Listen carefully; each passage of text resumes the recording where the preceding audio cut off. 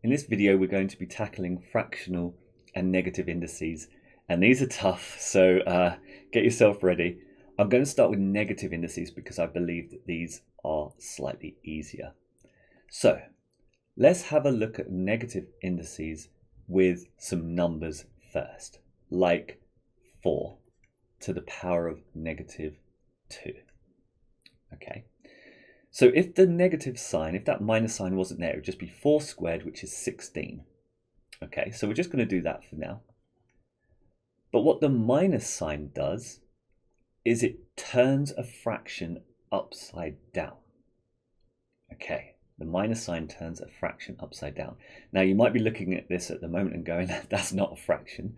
So we have to remember that 16 is 16 over 1. And then when we flip this upside down, it would become 1 over 16, like that. So the minus sign is flipping this upside down. You can do it at the end like this. Sometimes it's better to do it at the beginning. So 4 to the power of minus 2 would be 1 over, because this is a 1 here. So 1 over 4 squared. And so the minus sign essentially disappears and you just do a 1 over. Okay, so let's do another example. 2/3 to the power of minus 3 would become, turn the fraction upside down, 3 over 2 to the power of positive 3. And so the minus sign has simply flipped the fraction upside down. And then you can work this out, like 3 cubed is 27 and 2 cubed is 8. You're meant to know your first 5 cube numbers, and they often use those to check, do you know 3 cubed is 27? Or they might ask you the other way around, the cube root of 27 in a non-calculator exam. So these will often appear in those non-calculator exams and freak people out, because how do you work out the cube root of 27 unless you know that it's a 3? So that's the minus sign, the negative indices. That's all we do, flip it upside down, but you might have to turn a whole number into a fraction to kind of do that process. Okay, let's look at the fractional ones then, because I think these are the more challenging ones. First of all, let's do 9 to the power of a half.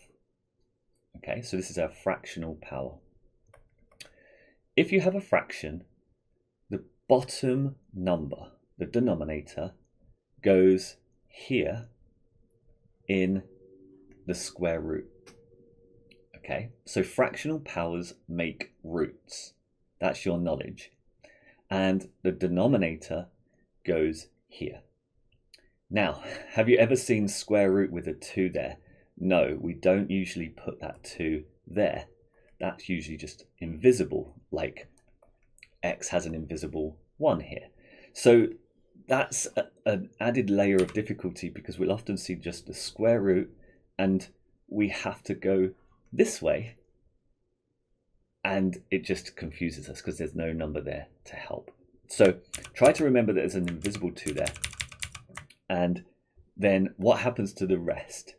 Well, we just leave 9 with the 1. Okay, so this divide by 2 in the power has become the 2 and the root, and then you're just left with what's ever on the numerator. So let's just try a couple of those. Let's do 3 to the power of 5 over 2. A very complicated fractional indices here. The 2 goes here, and we would be left with 3 and the 5 there. Okay, so that's our pattern. Whatever's on the denominator goes here, and the numerator just stays as normal. Okay, how about 4 to the power of 2/3?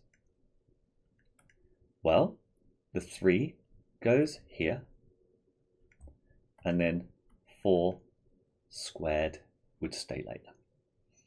Okay, so we have to be able to go this way and this way. So let's just check this. We've got something like the fifth root of 2 cubed. And we have to turn this into indices. So we know that the 2 and the 3 kind of form this part, and the 5 goes here, like that. Okay, so we're nearly finished. There's another version that we have to be aware of for these fractional indices.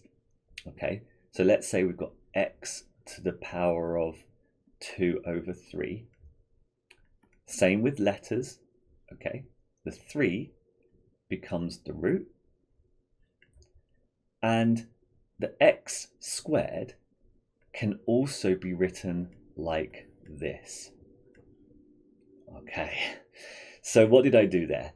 I put the x underneath, and instead of having the 2 there, I can put it outside with some brackets. Okay, so we'll try another one of those. 4 to the power of 3 over 5 would become the fifth root of 4. And instead of putting the 3 here, we put it outside of some brackets, like that.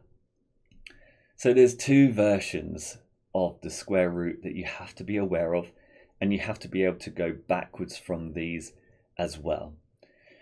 So in summary, the negative indices are a lot easier. You flip it upside down. You might have to put the little over one to help you to do the flip if it's a whole number, but that's essentially it.